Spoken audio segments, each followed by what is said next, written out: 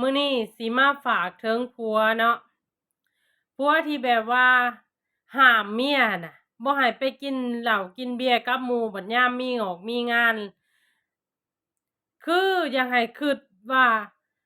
ตอนที่เจ้าพ้อกันกับเมียเจ้าน่ะเจ้าบ่ได้ไปพ้ออยู่วัดใดเจ้าไปพ้ออยู่ร้านเหล้าร้านเบียร์ซึ่งข้อยก็เปิดเผยมาตลอดว่าข้อยกินเหล้ากินเบียร์เนาะข้อยบ่ได้บอกว่าข้อยเข้าวัดพังธรรมข้อยก็บอกมาอยู่ตลอดว่าข้อยน่ะบ่แม่นคนดีแล้วเวลาเอากันไปก็บ่แม่นว่าสิกินทุกมื้อเนาะ กินก็กินแต่ช่วงมีงานกินก็กินแต่ช่วงมีงานบ่แม่นว่าสิกินทุกมื้อหรือว่าอิหยังฉะนั้นอยากให้ผัวเข้าใจเนาะถ้าว่าอยากได้เมียดีๆคือบ่ไปหาเอาผู้แม่ชีอยู่วัดพู้นที่ว่าบ่กินเหล้ากินเบียร์เนาะกินก็กินเพื่อสังคมเล็กๆน้อยๆทุกคนยอมมีสังคม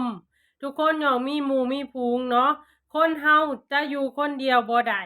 คนเฮาต้องมีหมู่มีเพื่อนให้คำปรึกษาหลายๆสิ่งหลายๆอย่างเนาะ